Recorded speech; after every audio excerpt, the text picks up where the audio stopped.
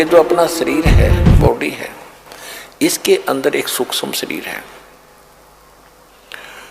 कभी आप सुबह सुबह 10 बजे से 11 बजे 10 बजे के आसपास सूर्य की तरफ पीठ करके और अपनी छाया को देखना, छाती में, छाया की छाती में दृष्टि गड़ाना 1 मिनट बगैर पलक झपकाए और फिर उसको सामने देखना,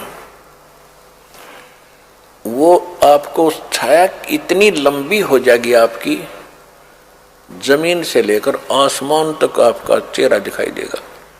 यानी सूक्ष्म शरीर की जो प्रतिमा हमारी आंखों अंदर है, वो आंखों के द्वारा बाहर आ जाती है, उसकी फोटो हो जाती है, वो फोटो बाहर आ जाती है और वो इतनी लंबी होती है, आसमान से सिर और जमीन पर पैर दिखाई देंगे। इसको सूक्ष्म वेद, इसको सूक्ष्म शरीर कहते हैं। और जिनका ये सूक्ष्म शरीर भक्ति से युक्त हो जाता है तो उसमें ज्यादा तेज दिखाई देता है प्रकाश। इसके ऊपर और भी बहुत से लक्षण बताए हैं ऐसे ऐसे, वो उसके ऊपर आपने नहीं जाना है, ध्यान नहीं देना, उन बातों को छोड़ना, क्योंकि वो तो जो भक्ति नहीं करते उनके लिए लक्षण बता रखे हैं कि सिर ना दिखे तो उसकी मौत हो जाएगी 5-4 दिन में, ऐसा हाथ नहीं दिखेगा तो भाई मरे का पत्नी मरे, उसकी नो का नो। तो इससे हमने कोई लिंक नहीं, क्योंकि हम तो भगवान की शरण में आ गए, हमारे ऊपर वो लक्षण काउंट नहीं करेंगे, अफेक्ट नहीं करेंगे। फिर भी हमने सिर्फ ये 2 दास बताना चाहता है कि जो विराट रूप होता है इसी को कहते हैं। जैसे कृष्ण जी ने पांडवों को दिखाया था, वो भक्ति युक्त थे श्री कृष्ण जी पिछले जन्म के बहुत गणे, तो उन भक्ति की शक्ति से उसका जो विराट था वो बाहर एकदम उतना तेजों में दिखा। और इसका पिताजी जो है श्री कृष्ण यानी विष्णु के पिताजी काल है, 1000 भुजा के भगवान है, उसने विराट रूप दिखाया था श्री कृष्ण जी को महाभारत के समय। तो उस विराट में और उस विराट में, उसके प्रकाश में और उसकी शोभा में घना अंतर था।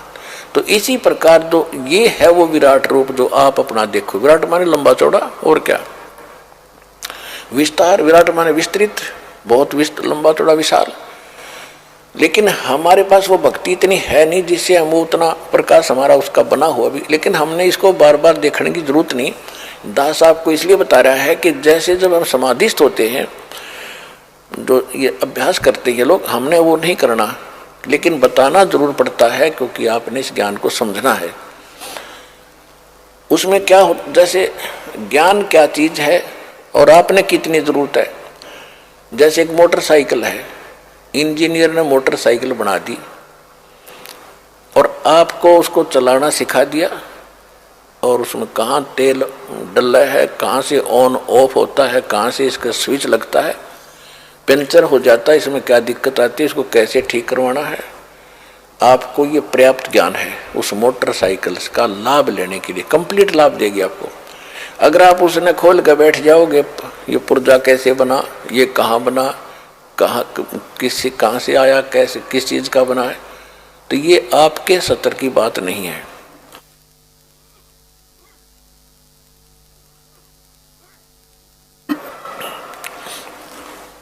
इसी प्रकार ये दास इस भक्ति मार्ग का इंजीनियर है, आपको राम नाम की मोटरसाइकिल गाड़ी बना के दे दी है, इसको कैसे संभाल के रखना है, कैसे चलाना है, कैसे इसकी सुरक्षा करें, इतना पर्याप्त आपके लिए। बाकी ज्ञान समझाने के लिए बताना पड़ता है, कोई नो ना सोचा कबीर साहब को ज्ञान नहीं था, ये संस्कृत बोलने वाले ऋषियों को हम विद्वान मान्या करते, इसलिए सारा कुछ बताना पड़ता है।